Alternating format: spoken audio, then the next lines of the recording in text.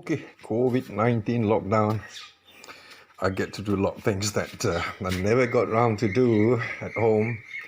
So one of the things I want to do today is actually to look at my car here. 190E.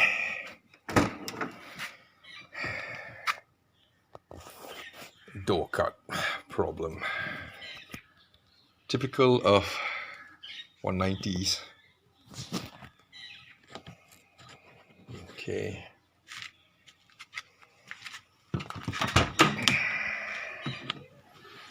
And over here as well.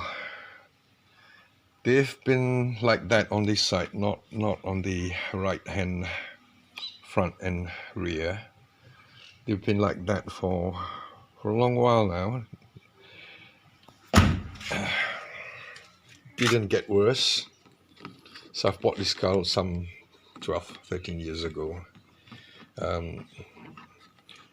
They were already in this condition, yeah. Those two door cuts, including this one here. Sorry, two door cuts, one at the back, one here. Trying to look for remedy. I've tried a few things actually.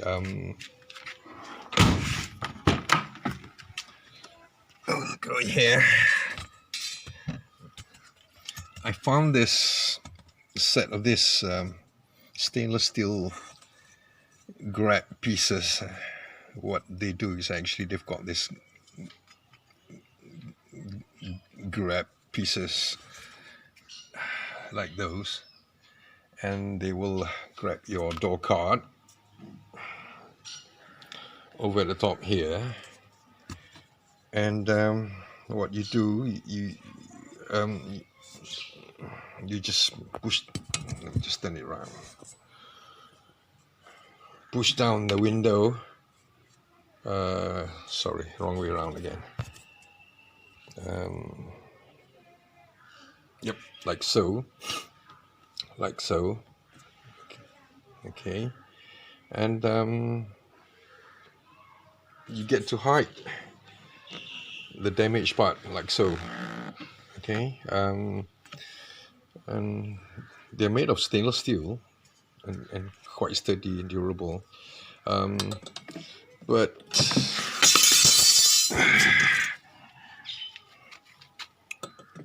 I kind of don't like the shiny look, so I bought these in the hardware shop. It's an aluminium L-angle, quite stiff actually, just as stiff as the stainless steel grabby stuff that was kind of custom made to repair situations like this. And I used double-sided tape.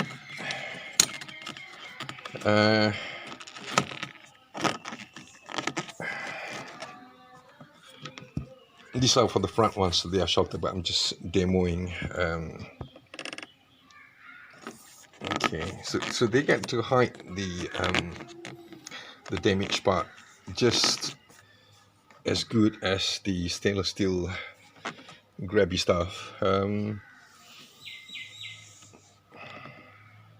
Then again, I reckon they're not original, you know. I was thinking of painting it or black, matte black or something.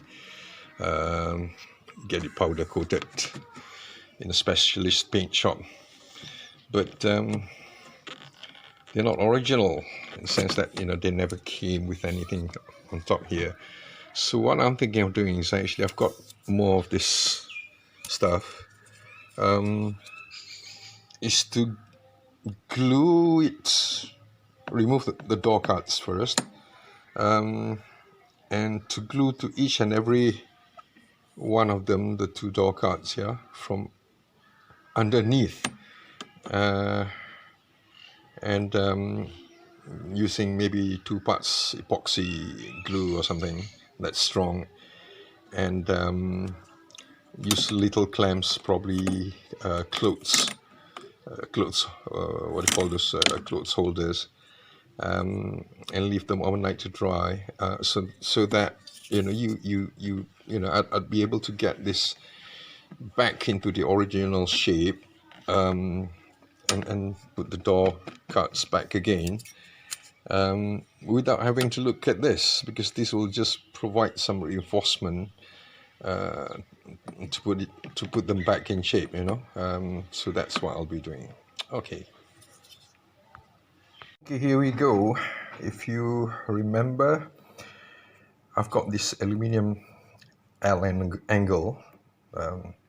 I've cut them to size to where the bends are on the door cut. The other one's done, actually, the other door cut, so I'm showing you the last one, which I'm doing here.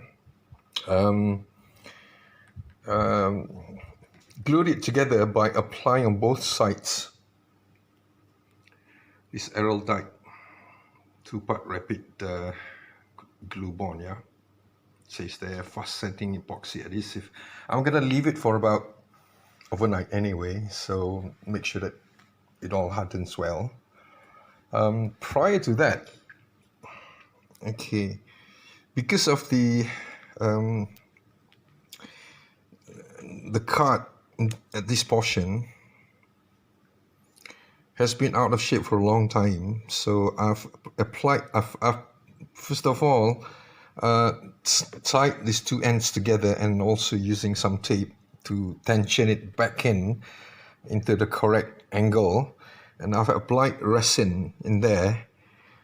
So this was done prior to this, and the resin is hardened and actually got it back into shape. So the last thing was actually to glue this L angle to make sure that the lip of the door cut that gets inserted in the long slot along the window is all straightened up and glued to the aluminium angle.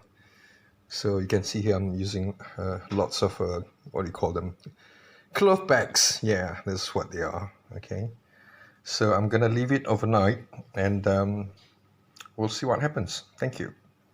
Yeah, I've left them overnight, and look, the aluminium angle and the edge of the door cut, they stick very well, very, very well. Okay, what it does is actually, with this method, it will hold the edge of the door cut straight because the aluminium angle is stiff. Yeah, so that's successful. The next step is actually, I've removed all the pegs before this.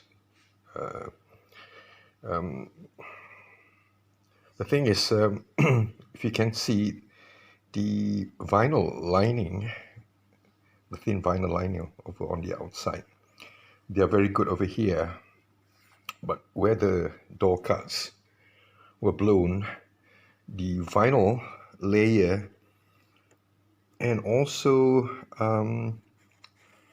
some of the backing card itself, which is basically probably some kind of wood fiber bonded with resin, has become puffy, and the resin did not hold the fibers together very well anymore, so they kind of get broken up at some places as well. So what I've done is actually I'm gluing both the layer of vinyl on the outside, and also put glue into the meshed up fibers of the cut behind, and using the pegs to tighten them up during this gluing process. Again, this I'm gonna leave overnight. The glue that I'm using is this proven white craft glue, which I've used exclusively for most of my woodwork, joinery, carpentry work. They're very strong, yeah. So so that's done. We'll just wait till it all dry up overnight. It's worse over here, quite a long length of it, yeah. So if I can just sit down and show you closely. Yep, I'm gripping both the vinyl layer and also the meshed up wood fiber against, clamping it using the specs against the aluminium angle there. And yep, it should work because clamping the edge here to the aluminium angle kind of straighten everything up. So it should work and straighten up everything insofar as the vinyl layer and the wood pulp, whatever you call it, back into almost its original condition. Almost, I would say it's going to be very perfect, but we'll see how it goes. Okay, day 3, the 2 cuts. This is in the morning today. I've removed all the pegs. Okay, so let's have a look. Along here, essentially they were not damaged. Okay, that's the aluminium L angle there. Okay, very strong, very stiff, and everything held in shape and in a straight line. That's the most important thing. Okay, the lipping of the door card from here to here essentially were blown. Just zoom it. Okay, so it's looking quite good actually. Everything is in a straight line. Obviously the vinyl layer, which I've glued yesterday, did not get attached to the lip of the door cut, the material proper, the back, yeah. However, it's held in place. That glue really works wonders. This part will essentially be hidden once we install the door cuts back. What's important is actually that edge there. It's also straight. Okay, if I were to pull it up, you can see. Okay, so once this door cut is inserted back in place, that edge will get hidden and out of sight. So it's not important that it's not perfect. You can never get it perfect once it's in that condition for long. But what's important is actually it's got to be hidden out of view, and the top of the door card is now almost as good as new. Everything is in a straight line. Okay, let's have a look at the other one.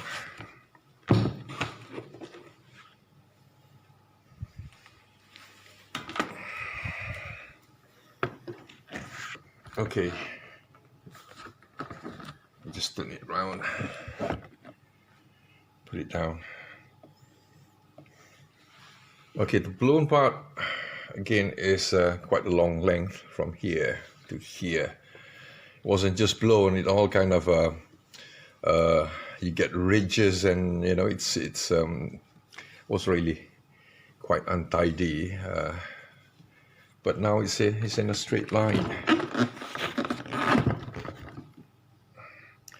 except for a bit here which you can see it under the light slightly, but I figure once I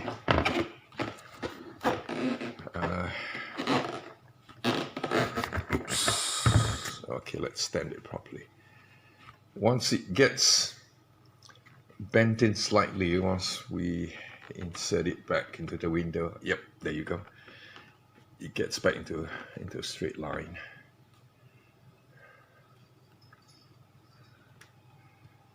Well, it should. If it doesn't, it's very far from the worst state that it was in. What I might do is actually, I'll put a bit more of resin back in there once it's wet. See if I can find a way to clamp it, to straighten it out. That should do the job. But even so, I think it's just as good as it is. Because if I were to bend this back slightly, it will just straighten out, yeah? So that's what we will do once it's inserted into the window, into the door anyway. So, okay, very good. Very satisfied. I hope this method helps a lot of people out there with blown door cuts. Just have a look at the resin. This tape here with staples over this side as well were already there when I bought the car, so it was probably an attempt before to kind of deal with it, but it didn't last very long, presumably. That's why when I bought the car, it was in that kind of state. The other thing that I will be doing is also, these door cuts, they are made of some kind of wood pulp with resin. They're supposed to last a long time actually, but with these cars from 1980s until today, this year 2020, the car will last a lot longer than the ancillary parts like this in door cuts and stuff, and they start to wear off and all that. That's acceptable, but for the majority of the other corners and all that, they obviously do not get subjected to damage from elbows or your fingers or whatever, and most of all, actually the rain that drips down your window when you open it, during the rain, the top of the door cut here, the lip will get quite a bit of water. So that's how the majority of these cards get damaged actually. And me being in a tropical country, we get a lot of rain as well. But fortunately, I normally drive, because I have a few other cars as well. The Cosworth has always been driven alone. Only once in a while, my wife loves to ride in that car as well. But most of the time, it's driven alone. My wife, she drives her own car. Yes, I was going to say what I'll be doing next is actually, some of the remnants of the water that gets down the window, the glass window, will settle at the bottom of the door. And they, in the long run, you can see watermarks in there. They will, in the long run, this thing here is missing when I bought it, or rather when I open it up, so it's not there, but probably be using some kind of double-sided tape or some mastic to get it attached. What I'll be doing is actually, I'm going to I'll look for, it's COVID lockdown now, so I won't be able to get any material, but what I will be doing, I'm going to test this into the doors first, and then removing it again. I won't use any mastic or whatever, just by way of these hooks here, to ensure that this now fits very well. Both cards fit very well into their respective doors. What I'll be doing is actually, a friend of mine suggested that I apply a layer of resin to the inside where you can see the wood bit, to make sure that in future they don't get blown elsewhere, especially at the bottoms, because that resin will be forming a very good waterproof layer on the inside. So that's what I'll be doing. That's it. Basically, I'll put them back in their doors, and we'll see how it looks. Moment of truth. It's sunny, probably a bit too sunny for me actually. It's rather hot out here. I've done putting back the door cuts. I hope you can see it clearly. Okay.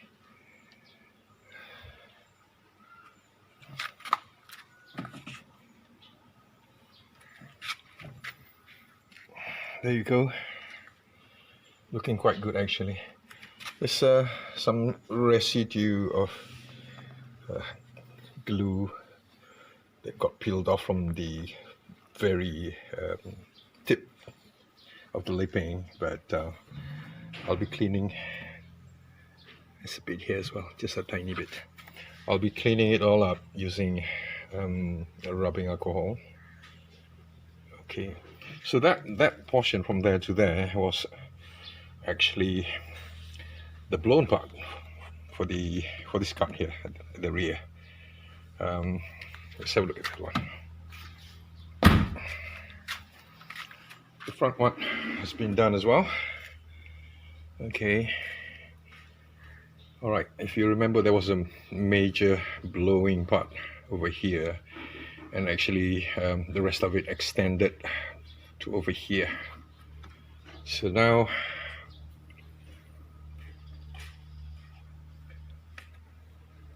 it's looking quite good actually. I'm quite happy with the outcome. There's a slight original damage to the shoulder of this thing here. I tried putting resin at the back here just to reinforce it, but I can't fully get it to flat out. So, but that's okay. I can leave it that for as long as all the damaged parts are now bent in and hidden out of sight. So there's still a bit of remnant of glue there, which I'm going to clean up. There's a bit over here as well, and some over here. So, okay, looking good. Okay, it's not looking too bad actually. At least generally the shoulder, the lipping is quite straight. Okay. Yep. Very pleased with the results.